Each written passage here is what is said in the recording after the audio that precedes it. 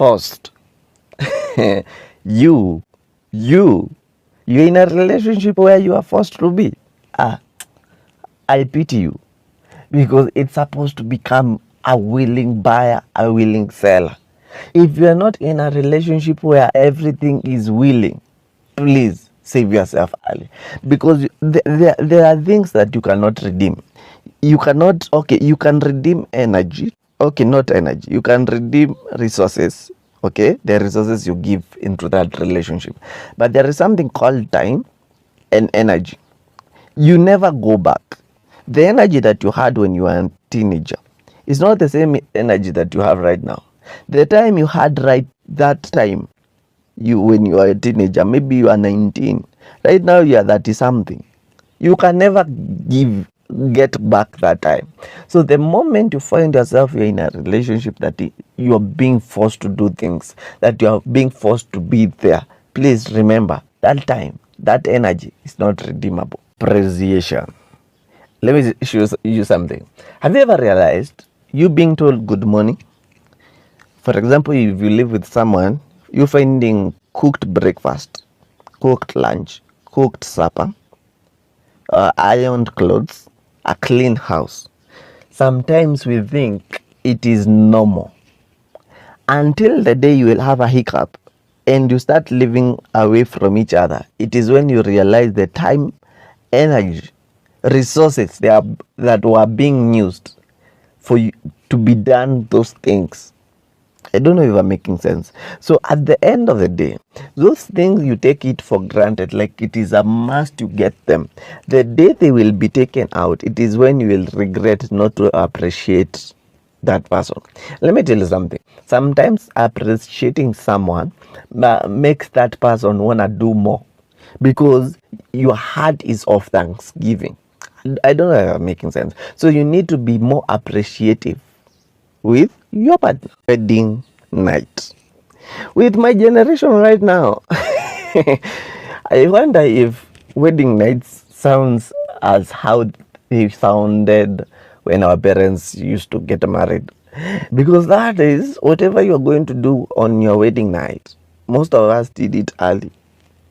And I don't know, curiosity took us there to do what?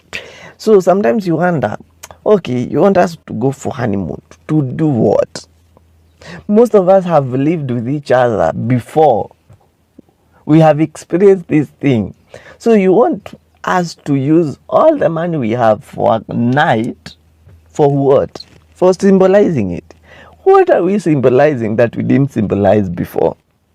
Sometimes it's good to be realistic. Me, I have reached somewhere I'm like, if you have to do a wedding, then after the wedding, go back to your bedroom, because the same bed, go do the things that you could have done in that big hotel. Go do it in your own house. Save money, pay rent, more days. Because at the end of the day, you did it before. Stay away from me. Do you know, sometimes actions talk more louder than words? Have you ever found people who are too friendly when you meet towards you, but when communicating through the phone, they kinda are not friendly? So you are like, you are confused. Am I your friend or am I your frenemy? Because why do you treat me different when we meet, and when we are talking through the phone, you don't want such conversations? It is the same thing. You want someone to stay away from you. Yes, you are telling them verbally, but when you meet them, you want to speak with them for longer minutes, let me not say hours. You want to be all touchy, hug them, okay? Introduce them to your friends. I don't know if I'm making sense. Your action don't align with your words. Discouraged. Let me give you an example of a couple that is discouraged. If your life right now, you and your partner, the only thing you do is pay bills, you are a discouraged couple. Because at the end of the day, you have nothing you are working towards. You have tried everything until the end result was to just pay bills. Because all visions, all dreams you had just vanished. They stopped making sense to you. And there is where we are, many of us. where we are discouraged with life. Sometimes you find we get discouraged with life, and it makes us get discouraged with each other. We try to make our relationship work. We are like, if life did not work, how will this relationship work? So you become, you end up just paying bills, waiting for you to die, because now your dreams died. It is an error. You need to go back to the drawing board and draw again. Confused. I don't know why you settle when you are not sure. You are not sure. But I fear the people who usually have options. Like before you settle, you are like, I go with this one or I go with this one. That is confusion. So you start playing the picky ponky on your love life, on your life. The moment you don't know where you are headed, please don't date. Because at the end of the day, you will confuse yourself and confuse your life. Because the moment you get a direction, it is when you know the type of partner you want. But the moment you find yourself choosing between two or more, you are already in a confused state. Because even you don't know why you want this one and why you don't want this one. So at the end of the day, you need to ask yourself, even at the first place, why do I even want a partner in life? When you get that answer, you're good to go. Rich couple. You realize something. And sorry I have started there, because I want you to know there is a difference between wealthy and riches. There is a time you are looking of riches in terms of monetary. You want a jet, you want a car, you need a house, you need businesses. But what are you rich of? Because you might be dating someone who doesn't have love but has money.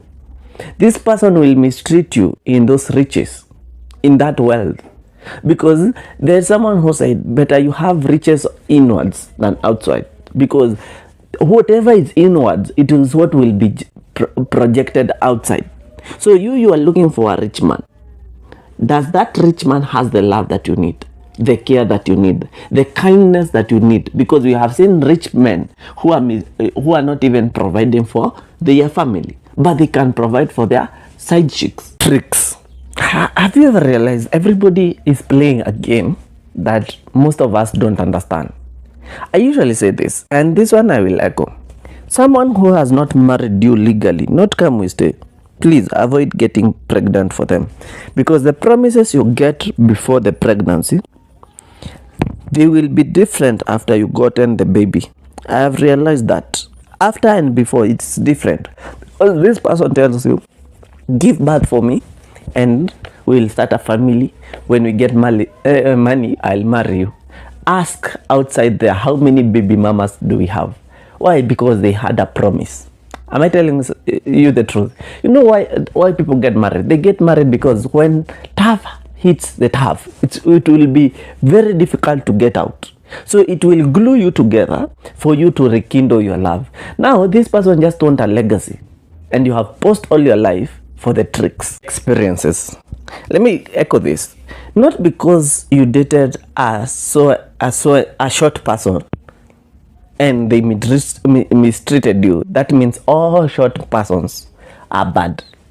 I see this challenge that is going on where people are asked if they can date so and such tribe, and one of them, if you cannot date them, you run away and then come back until you find the tribe that you can all marry. And I'm like, this person are talking from an experience they had with one person.